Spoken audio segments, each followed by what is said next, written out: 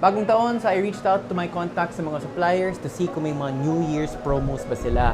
I only was able to find one. More details about that after the ad break. Pero buti na lang may nahanap pa ako because prices in January 2025 are not looking good. Sawa ka na ba sa unactivated Windows mo?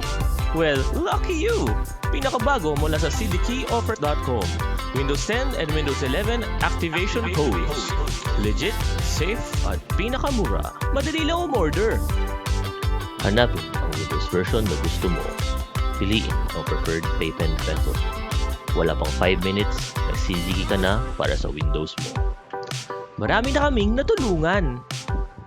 Dati, sad and depressed ako. But now, I found the love of my life. Dati, aimless and walang purpose ang life ko. But now, I'm a world-class Zumba instructor. So, web developer ako and content creator for a YouTube channel. And ngayon, ganun pa rin ako pero activated na yung Windows ko. Kaya kung naghahanap ka ng legit, mura, at original software, Check out cdkeyoffer.com. Check out cdkeyoffer.com. Check out cdkeyoffer.com.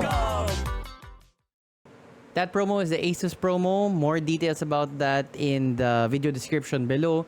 This video is not sponsored by Asus, but to be honest, buti na lang may nahanap pa akong promo because as we dive into these prices, nakakalungkot. It's a sea of red. So, those not familiar, this is Pricewatch, the episode once a month where we take a look at the prices of CPUs and GPUs in the Philippines para may benchmark kayo, may reference point. Pwede kayo pumunta dito sa sheet 24/7, anytime, it's always online.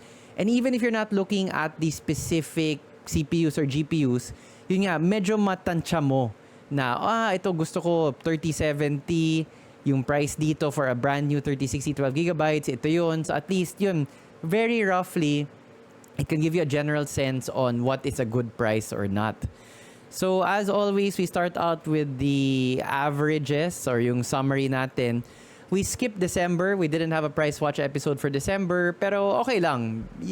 What I wanted to say in December, nabanggit ko na sa November, that A, usually walang mga discounted prices, and that's what we saw. And B, wala masyadong price movement, or if anything, umakit pa yung prices in December. So to be honest, like we had a lot of content nung December, napagod ako sa editing and making just making sure everything was ready for specific videos and things like that. So I thought okay lang naman na walang price watch for December, but now we're back for January and we're back to see prices go up. So we'll start with the 1650, no price change there, thank God. 3050, like a 1,000 peso increase. So that's like a 10% increase. Malaking bagay yun sa 3050.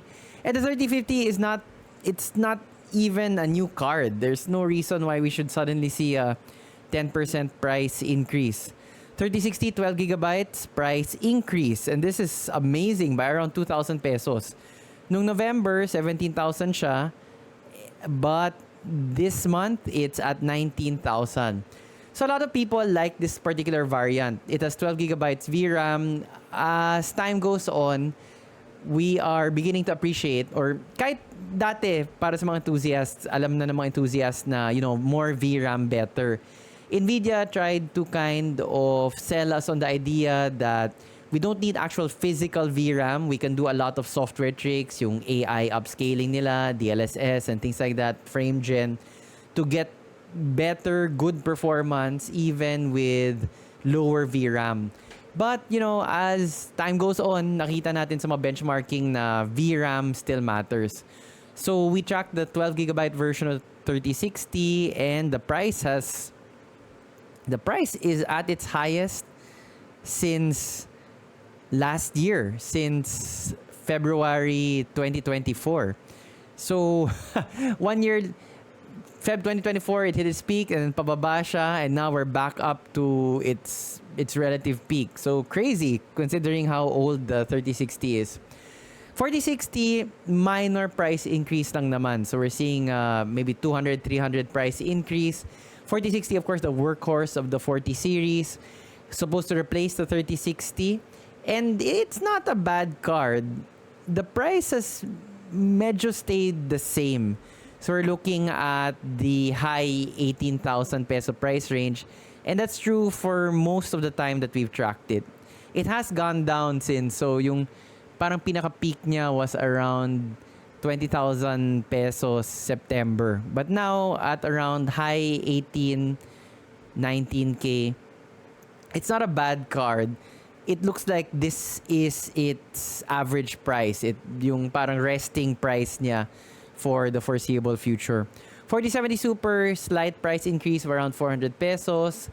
4070 Ti Super, slight price increase of around 1,500. It's interesting for this month, yung mga high-end cards pa yung tumataas. Well, basically there were price increases across the board for all of the GPUs. But in particular for the high-end models, you see significant price increases or sold out na sila, which is what we see with the 4080 Super. To arrive at this data, we look at the 4 largest PC stores in the country and then we get the average pricing. So, you think sila yung pinakamalaki, sila yung pinakamagandang stock. And yet, yun nga, for the high-end models, 4080 Super, walang stock at all from the big 4. And the 4090, out of the 4, only 1 had stock of the 4090. The 3 didn't have.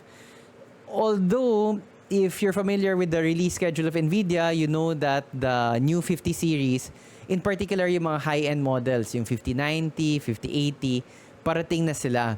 So it might be an indication that our local retailers are not keen to restock the 4090 and the 4080 or 4080 Super since parating na yung magpapalit sa kanila. Or magpapalit sa kanila at that price point, yung sort of very high-end for the enthusiasts who just want the latest and the greatest, regardless of price point. If I were AMD, I would capitalize on this and have lower prices. In a way, AMD has sort of done that. So 6600 went up, but very slightly, like 100 pesos. 7700 XT, slight price decrease actually by around 100 pesos. The GRE, this is a good buy. This has proven to be popular. So a lot of people or yung mga ayaw sa NVIDIA for whatever reason are looking for good value for money. AMD is trying to deliver on that. And the GRE which is a relatively new model, has sort of hit the sweet spot on the market. We've had a lot of inquiries. We've had a bunch of sales of the GRE. And now it is at 40,550, which is, well, we've only been tracking it for 3 months, but it's the lowest price that we've seen it at. So the GRE is good performance, good bang for your buck. If you're not too interested in the latest AI upscaling wizardry of NVIDIA, you must hanap mo yung raw performance, or you're not looking for the best looking RTX. The GRE is an interesting option and its price is competitive now. No change for the 7900 XTX, whose price is not competitive. So every price watch I mentioned is yung pinakamabilis ni AMD malayo dun sa pinakamabilis ni NVIDIA. So AMD sinuko na nila or surrender na sila dun sa performance crown or yung king of the hill, sino yung may pinakamabilis na GPU. The 7900 XTX roughly compares to the 4080, not even the 4080 Super, and this price is not that great. Like, I would have wanted to see price decreases for the 7900 XTX considering yung counterpart niya or yung parang ka-rival niya on the AMD side. News is better on the CPU front. So AMD 7950X, no change. 7800X3D is a very popular CPU, especially for gamers, because that's the one with the additional cache. So the X3D moniker, the name X3D, when you see it on an AMD CPU, that means that the architecture, they basically slapped an additional cache physically closer, or the CPU is able to access it faster, and that it does a lot of good things for game performance. So the X3D series is very popular with gamers, and the price reflects that. The price has been going up, man. I didn't actually notice this when I was compiling the data, but you take a look at this. 23,000, 23,000, 24, 25, 26, lower 26, mid 27, and now mid 29. So since okay, wait, you can't see that. Sorry, I'll push it a little bit further. Can't see that data. So since what month was this? Since June last year, medyo stable at 23, mid 23, and since then it's just shot up to 29.5. Bit expensive for the 7800X3D now. But everything else, slight price decreases, very slight price decrease for the 7600X, 5600X, and then the 5600G. Intel not looking good this past few months. We have a video coming out soon where we talk about what has gone wrong with Intel, and it's not a buy recommendation. Personally for me, I mean, there are still very strong Intel fanboys. I respect that, but a neutral customer who comes to me and asks me what CPU I would recommend, I find it very hard to recommend Intel. We'll update these prices soon to reflect the new series of Intel, which has just started to come out on our local market. So it's been around for a while in foreign markets, pero recently lang na medyo naging mas available on the local market. But they're not selling, or we've sold a couple in the shop. There isn't a lot of demand. The reviews also have been very lackluster, very lukewarm. Intel has really hit a rough point. But 4900K price decrease for around 1,000 pesos. 14700K decent, around the 1,500 peso decrease. 13600K we haven't seen in a while, since around June also. So probably overhaul that. We like actually keeping or tracking this as a high-end option na just a little bit above mid-range. So yung medyo entry-level na high-end. But it's been a while since we've seen any kind of stock. 12,500, slight price decrease. And this one is also just so we can have a general sense of ano yung prices nung earlier or yung mas luma na Intel generations. But even this one it's becoming harder to find. So probably in the next month or two, we'll overhaul our Intel CPU selection. This is the per shop deep dive, where you can go further into the data to see how we arrived at the summary that we just showed you. So we don't tell you the shop names, the actual shop names. We hide them behind aliases because only Hardware Sugar should get free marketing on our channel. But all of the aliases are the same naman, so you can consistently see the prices of these different stores. So for Wedge, 1650 no change, 3050 price increase, walang 3060, 4060 increase, 4070 Super price decrease, TI Super wala, 4080 Super wala, 4090 wala. For Roy, all the prices stayed the same. Sorry, around half of the prices stayed the same. So, but umakyat yung 3050, the 3060. How many 3060s ba do we have? Just 2 samples. So I summarize the data more here, but I also take note kung how many samples, how many stores had that particular model. So, it's not statistically relevant. I mean, how can you have an average with just one sample, diba? So, I mean, it's good. You can still benchmark prices even with just one. But we try to get as many from the 4 as possible to get a better sense of what the average price would be. But yes, we do provide this data, or actually nandito na rin eh. If you tally it by yourself, you can find it, but we tally it for you so that you can get a general sense na okay, baka it's hard to trust na ito talaga yung average price since one sample lang, or it's easier for you to weigh the data on your own. So half of Roy's NVIDIA GPUs may increase, 3050, 3060, 4070 Super, and 4070 Ti Super. Joker, refreshingly, no price increases at all for the NVIDIA GPUs, and even actually for its AMD GPUs, which we have here on the right side. Wash, same as Roy, half of its GPUs umakyat in price, half remained the same. Although we are seeing better prices from them, at least for the AMD cards. And the GRE, we only have one. Okay. So we only have, it's even harder to find AMD cards. Yung GRE, we only have one sample. And then the XTX, we only have one sample. Kaya pala medyo okay yung 4550.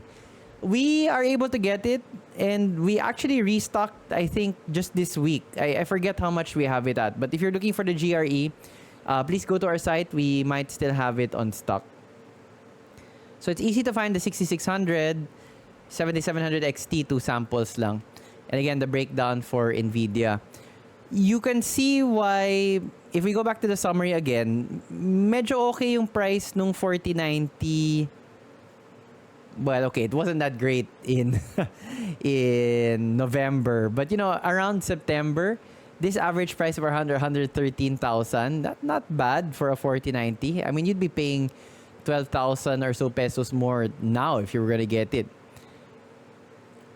Although we could probably, if you're looking for a 4090, we could still probably get you a custom order of something, let's say like an MSI 4090, which would be around 100 plus, not like 120, maybe around 113, maybe even around 108, parang ganon. I think we could still get that from our suppliers.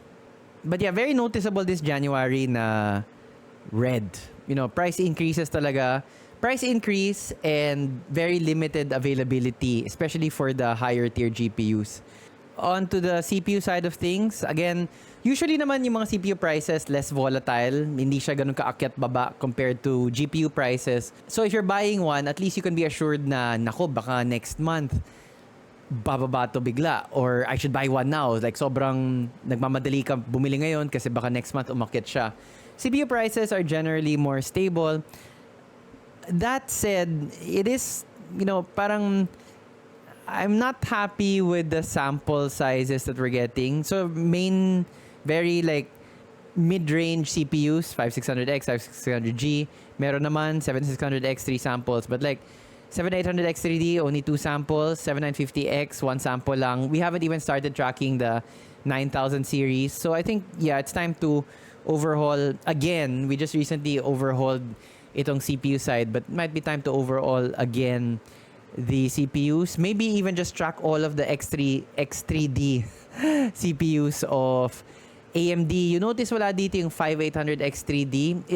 I think it's been discontinued because none of the local suppliers have it anymore. That was a very popular CPU. If you have one now, enjoy it. Ganda kasi nung price to performance niya. So X3D, so it has the additional cache, so good for gaming.